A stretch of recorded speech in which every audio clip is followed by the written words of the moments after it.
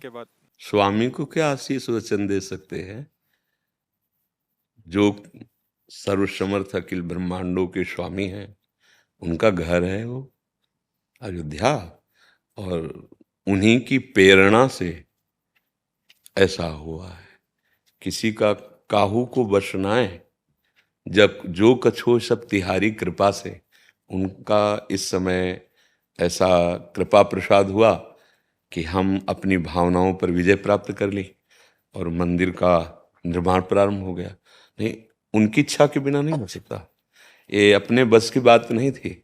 बहुत समय से पूर्व इतिहास को देख लीजिए, ये चमत्कार हो गया भगवत कृपा का कि हम सब भारतवासियों की जो हृदय की भावना थी वो साकार रूप धारण करने जा रही। हम तो दास हैं, हमारा तो जीवन ही उनके लिए, राम कहो या श्याम कहो, है तो वही ना। है आशीर्वाद तो उनका हम सब पर है। उन्हीं के आशीर्वाद से हमको ये सौभाग्य प्राप्त हुआ है। हाँ, हम सब अपनी मनोभावनाओं को शुद्ध करके अगर उनकी आज्ञा के अनुसार चलें तो वहाँ भी विराजमान होंगे और वो यहाँ भी विराजमान होंगे। अगर प्रविश्य नगर की जय सब काजा और हृदय राखी कौशलपुर, तो त्रिविध ताप नहीं व्यापेंगे। हाँ, दैहिक दैविक भौतिक तापा, और यहाँ राम राज्य काहू नहीं व्यापा। बाहर तो भगवान विराजमान होने जा ही नहीं, प्रगट में उस नवीन महल पर हम सब उनकी आज्ञा का पालन करें, उनके दासत्व को स्वीकार करें।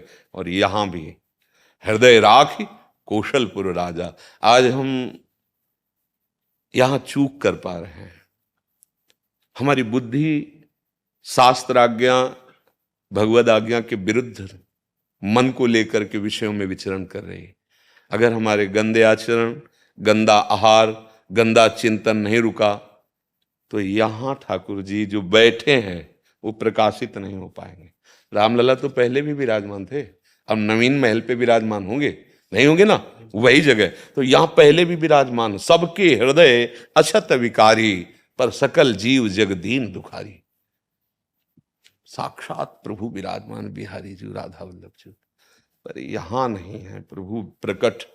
आचरण हमारे बिगड़ गए तो उनके सामने भी छाती जलती है और हम सुख का अनुभव नहीं कर पाते, और सामने सुख सिंधु विराजमान। हमारी जो आंतरिक प्रार्थना है, हमारी जो आंतरिक भावना है कि जन जन के मानस पर राम राज्य प्रकट हो, जन जन भगवान की दास्ता को स्वीकार करके अपनी वासनाओं का नियंत्रण करें। जो दुर्वासनाएं ऐसे पापाचरण में ऐसे लिप्त होती जा रही, जहां कहीं भी सुख नहीं, शांति नहीं, केवल चिंता, शोक, भय और परिणाम मृत्यु।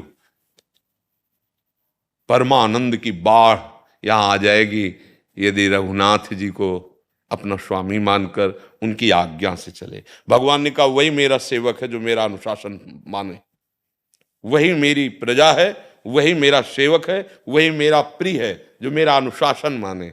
अनुशासन है गीता जी, रामायण जी, भागवत जी और गुरुजनों संतों की वाणी। हमको बहुत आवश्यकता है यहाँ रघुनाथ जी को प्रकाशित करने की।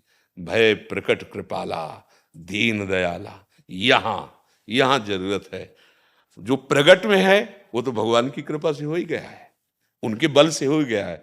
अब हम लोग उनकी आज्ञा का पालन करें और उनको स्वामी मानकर इस जीवन को सार्थक कर लें।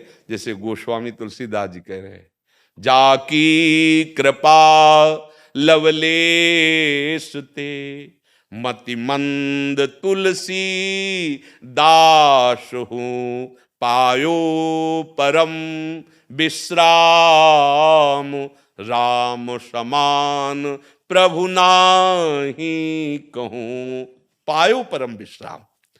यहां मेरा मन शांत है। क्यों? क्योंकि प्रभु की आज्ञा के विरुद्ध आचरण बन रहे हैं। हमारा एक ही लक्ष्य है इस समय, आगे भगवान जाने, कि हमारे वचन जहां तक आपके कान में पहुंचे, आपको भगवान की कृपा से यदि सानिध्य मिल रहा है तो आचरणों को सुधार लो और नाम जप करो। तुम परम सुखी हो जाओगे, तुम परम मंगलमय हो जाओगे। जब यहाँ ठाकुर जी प्रकाशित होते हैं ना, तो देखो गोस्वामी जी के सिय राम मैं सब जग जानी, करूं प्रणाम जोरी जुग पान। सब पापाचरण विध्वंस, न कोई हिंसा, न कोई राग, न दोष।